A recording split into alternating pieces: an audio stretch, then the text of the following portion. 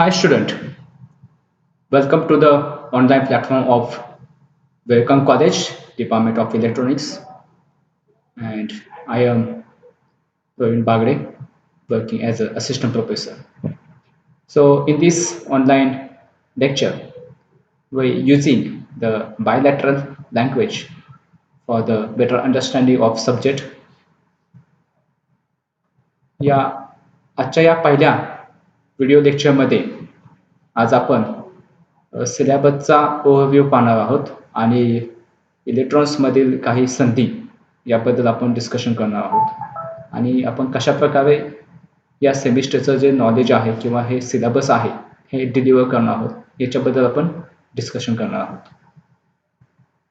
तर BSc सेकंडमध्ये तुम्हाला 2 semester face करायचे आहेत.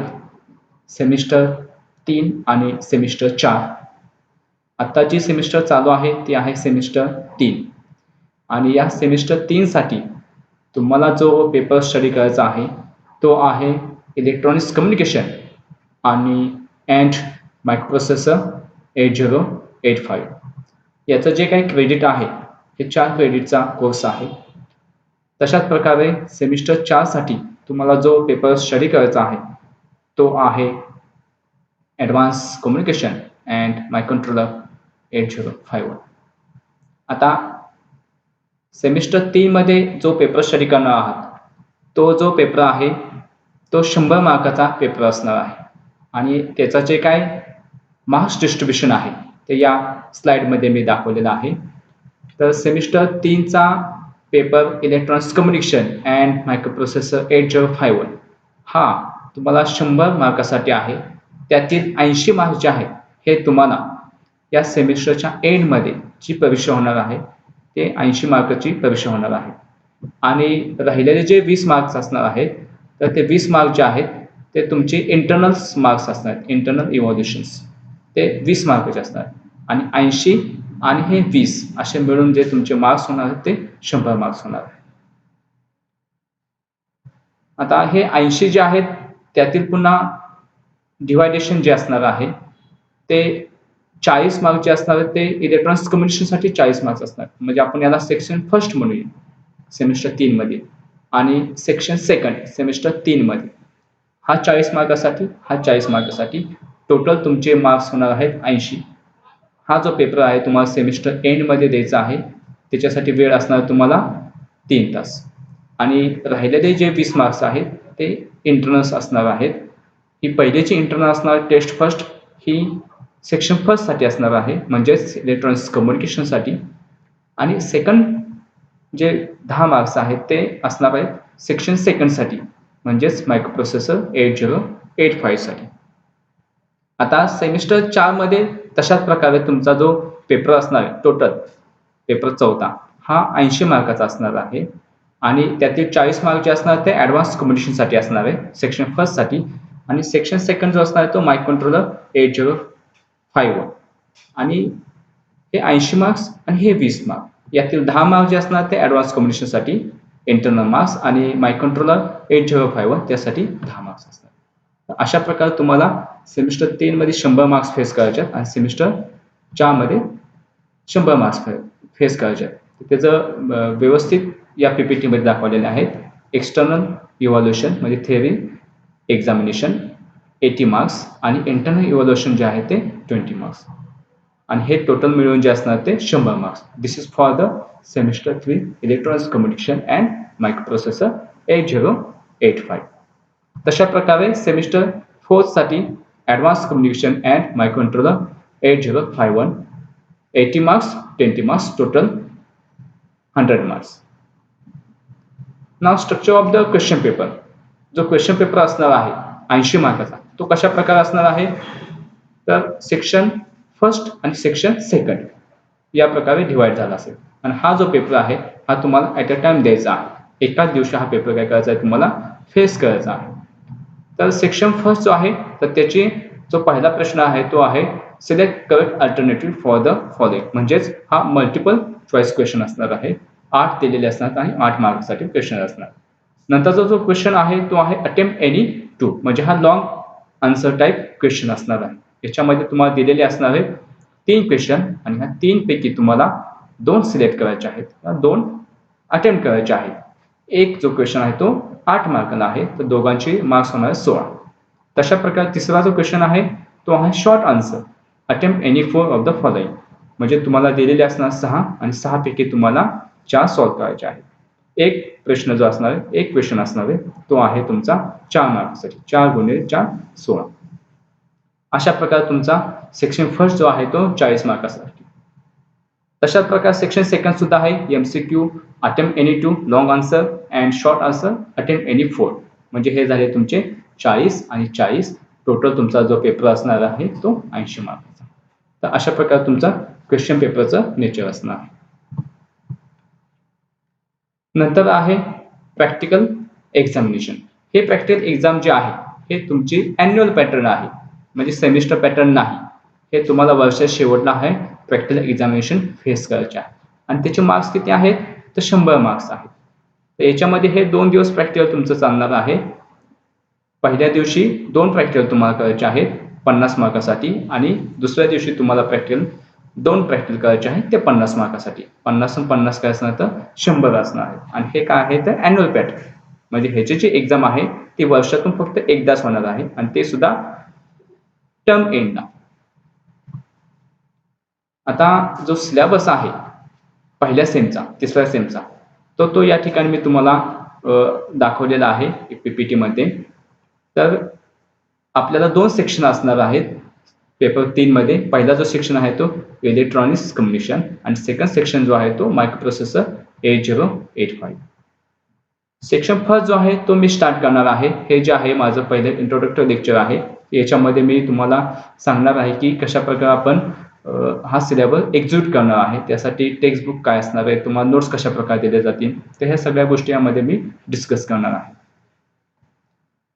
तर हा जो सेक्शन फर्स्ट आहे इलेक्ट्रॉनिक्स कम्युनिकेशन हा सोपा आहे आणि हा जो आहे पुन्हा मायक्रो प्रोसेसर 8051 हा सुद्धा सोपा आहे. आज जे काय तुमचे मोबाईल्स किंवा जे काय तुम्हाला एम्बेडेड सिस्टीम्स वगैरे पाहायला मिळतात किंवा गाडी वगैरे, तर त्याच्यामध्ये हे सगळे ॲटोमेशन करण्याचं जे काम आहे हे मायक्रो प्रोसेसरने केलं जाते.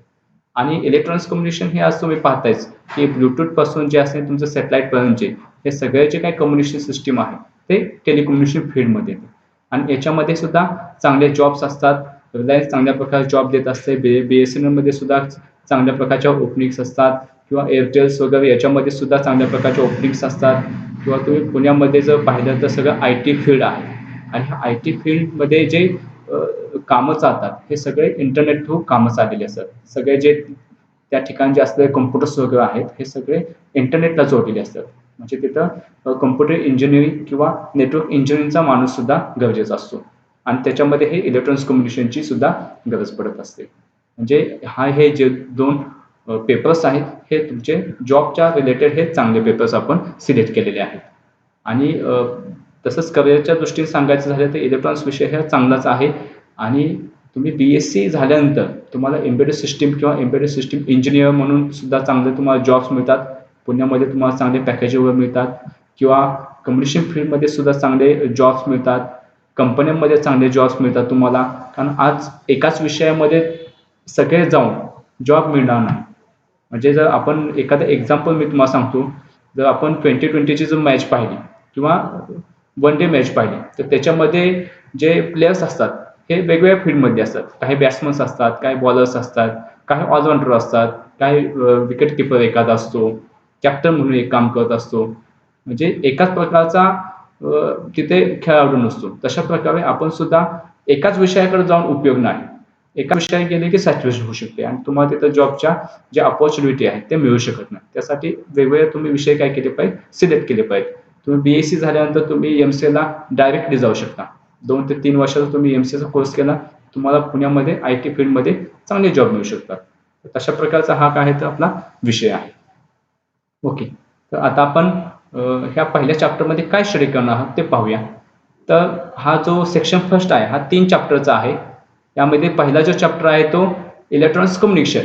म्हणजे इलेक्ट्रॉनिक्स कम्युनिकेशन म्हणजे काय आहे, ट्रान्समीटर काय आहे, रिसिव्हर काय आहे, ह्या दोघांमध्ये सिग्नल कोणत्या फॉर्मॅटमध्ये जात असतो, फ्रिक्वेन्सी म्हणजे काय, इलेक्ट्रोमॅग्नेटिक स्पेक्ट्रम काय आहे, सिग्नलची क्वालिटी काय असते, तर हे सगळं आपण काय करणार आहोत पहिल्या चॅप्टर्समध्ये आपण कव्हर करणार आहोत. नंतरचा जो चॅप्टर आहे तो एनालॉग मॉड्युलेशन आणि डिमॉड्युलेशन आहे. मग हे मॉड्युलेशन म्हणजे काय आणि डिमॉड्युलेशन म्हणजे काय? मॉड्युलेशनचा जो कन्सेप्ट आहे तो at the time of the transmitting, म्हणजे आता मी तुमच्याशी बोलतोय तर माझा जो साऊंड आहे तो काय केला जातो, इलेक्ट्रिक सिग्नलमध्ये कन्वर्ट केला जातो. तर ही जी प्रोसेस आहे ही ट्रान्समिटिंग एंडला होती आणि त्यालाच नाव काय आहे तर मॉड्युलेशन. आणि पुन्हा तो जो काय इलेक्ट्रिक सिग्नल आहे तो हवेतून किंवा एनी मीडियम तो काय केला जातो तुमच्या डेस्टिनेशनपर्यंत मिळतो. तुमचा मोबाईल असेल किंवा कॉम्प्युटर असेल, त्याच्यामध्ये आतमध्ये जे काही सर्किटरी आहे तो काय करतो, तो इलेक्ट्रिक सिग्नल जो आहे तो पुन्हा तुम्हाला काय करून दिला जातो, तर साऊंडमध्ये कन्वर्ट करून दिला जातो. तर ती प्रोसेस जी आहे ती म्हणजे आहे डिमॉड्युलेशनची. तर अशा प्रकारचं हे मॉड्युलेशन आणि डिमॉड्युलेशनचे कन्सेप्ट आहे आणि depends on the merits and demerits of the modulation techniques. त्याच्यानुसार काय पडलेले आहेत तर 3 टाईप्स मॉड्युलेशनचे आहेत. एक आहे एम्प्लिट्यूड मॉड्युलेशन आहे, दुसरा आहे फ्रिक्वेन्सी मॉड्युलेशन आहे आणि तिसरा जो आहे तो फेज मॉड्युलेशन. आणि पुन्हा ॲडव्हान्स सुद्धा मॉड्युलेशन टेक्निक्स येत असतात to achieve the corresponding needs. आता जी आपली गरज आहे ती 3G आहे, 4G आहे, 5G आता चाललेलं आहे. आणि मग 5G कडे जर जायचं असेल तर आपल्याला काय पाहिजे तर हाय स्पीड पाहिजे. मग हाय स्पीडला जायचं असेल तर जी पहिली टेक्निक्स आहे तर त्याच्यामध्ये काय केलं पाहिजे, आपल्याला मॉडिफिकेशन केलं पाहिजे. म्हणजेच काय, तर हे जे काय मॉड्युलेशन टेक्निक्स आहेत त्याच्यापेक्षा काय ॲडव्हान्स टेक्निक्स सध्या येत असतात. पण हे आपण जे स्टडी करतोय ते बेसिक स्टडी करतोय. मग हे बेसिकमध्ये हे एवढे 3 जे टाईप्स आहेत हे सफिशियंट आहे. आणि शेवटचा जो टॉपिक्स आहे तो आहे सॅटेलाइट कम्युनिकेशन. सॅटेलाइट कम्युनिकेशन ही सुद्धा काय तर आज काळाची गरज होऊन बसलेली आहे. आता तुम्ही पाहिलं असेल की महाराष्ट्रामध्ये चक्रीवादळ येऊन गेलं. याचं जे प्रिडिक्शन आहे ते 2 ते 3 दिवसा अगोदर करण्यात आलेलं. हे कशाच्या बेसिसवर, ते सॅटेलाइटमधून जे काही पिक्चर्स घेतलेले किंवा सॅटेलाइटमधून जो काही डेटा मिळालेला आहे, सॅटेलाइटचा जो डेटा कॅप्चर केलेला आहे त्याच्यानुसार काय केलेलं आहे हे सगळं प्रिडिक्शन केलेलं आहे. आज मोबाईल कम्युनिकेशन असेल हे सुद्धा सॅटेलाइटच्या माध्यमातून होऊ शकते. किंवा तुमचे DTH आहे घरामध्ये जे काही तुम्ही डिश टीव्ही वगैरे पाहता, हे this is one of the application of the satellite communication. Satellite कम्युनिकेशनचे खूप ॲप्लिकेशन्स आहेत आणि त्यामुळे हा शेवटला काय केला एक चॅप्टर त्यांना इंट्रोड्यूस केलेला आहे. अशा प्रकारचे हे काय आहे तर 3 टॉपिक्स आहेत, एकदम सिम्पल आहेत. आणि ह्या जे चॅप्टर आपण एक एक कम्प्लीट करणार आहोत. पहिला चॅप्टर झाल्यानंतर तुम्हाला याच्या नोट्स मी प्रोव्हाइड केले जाईल. नोट्स जे आहे ते मी तुम्हाला आपण गुगल क्लासरूम क्रिएट केलेला आहे आणि त्या गुगल क्लासरूमवरती या आता जो आपण सिलेबस पाहतोय या सिलेबसची सॉफ्ट कॉपी सुद्धा त्या ठिकाणी अपलोड केलेली आहे. पहिला चॅप्टर संपला की त्याचे जे काही नोट्स आहेत ह्या सुद्धा काय केल्या जातील, अपलोड केल्या जातील. किंवा तुम्हाला जर बुक्स हवे असेल तर तुम्हाला ते डिपार्टमेंट्सला सुद्धा आपल्याकडे बुक्स अवेलेबल आहे किंवा त्या बुकची PDF सुद्धा आपल्याकडे अवेलेबल आहे. त्यानुसार तुम्हाला ते कंटेंट तुम्हाला प्रोव्हाइड केलं जाईल. आता हे अशा प्रकारे आपण जे ऑनलाईन व्हिडिओ लेक्चर्स कॅप्चर करणार आहोत, PPTच्या फॉर्मॅटमध्ये केले जातील किंवा लाईव्ह सुद्धा कॅप्चर केले जातील. हे सगळे काय केले जातील, तुम्हाला रेकॉर्ड केलेले गुगल ड्राईव्हला ठेवले जातील आणि त्याची लिंक तुमच्या व्हॉट्सअपला दिलं जाईल किंवा गुगल क्लासरूमला दिली जाईल. त्यामुळं कंटेंटची सुद्धा काही काळजी करायची गरज नाही, नोटची सुद्धा काही काळजी करायची गरज नाही. आता हे नोट्स आहे किंवा हे शिकवत असताना काही गोष्टी ह्या लिमिटेड फॉर्ममध्ये तुम्हाला प्रोव्हाइड केल्या जातात. आणि एखाद्या विद्यार्थ्याला जर एखाद्या विषयाचं सब्जेक्टचं जर असं डेप्थ नॉलेज हवं असेल तर हे नोट्स किंवा मी जे काही शिकवते दिस इज नॉट सफिशियंट. आणि ते जर तुम्हाला डीप नॉलेज हवं असेल तर काही रेफरन्स बुकमध्ये तुम्हाला जायला लागतील. तर मी या ठिकाणी रेफरन्स बुकची लिस्ट दिलेली आहे आणि त्यातील हे 3 नंबरचे जे बुक्स आहे, principle of electronics communication system by Frenzel, हे अतिशय सुंदर बुक्स आहे. हे स्टुडंटसाठी अतिशय चांगल्या प्रकारचं बुक्स आहे. तुम्ही हे जे बुक्स वाचायला लागला तर एखादं टेक्स्टबुक तुम्ही ज्या प्रकारे वाचताय त्या प्रकारे हे यामधील कंटेंट आहे. मॅथमॅटिकल कन्सेप्ट जे आहेत ते जरासे कमी आहेत आणि ज्या काही टर्म्स आहेत हे तुम्हाला इझी समजतील अशा ह्या लँग्वेजमध्ये ते लिहिलं गेलेलं आहे. तर त्यामुळं हे बुक्स तुम्ही काय करू शकता, तुम्ही लायब्ररीमध्ये आहे, डिपार्टमेंटच्या लायब्ररीला सुद्धा आहे किंवा आपल्या कॉलेजच्या लायब्ररीमध्ये सुद्धा आहे किंवा जर तुम्हाला याची सॉफ्ट कॉपी हवी असेल तर ते सुद्धा तुम्हाला इंटरनेटवरती मिळू शकते. आणि सिंपल बुक आहे, वाचन तसं तुम्हाला ह्या गोष्टी समजत जातात. ओके, तर आजच्या लेक्चरसाठी आपण एवढंच पाहूया आणि पुढच्या लेक्चरला आपण पहिला जो चॅप्टर आहे basics of the electronics communication system हे आपण स्टार्ट करूया. ओके.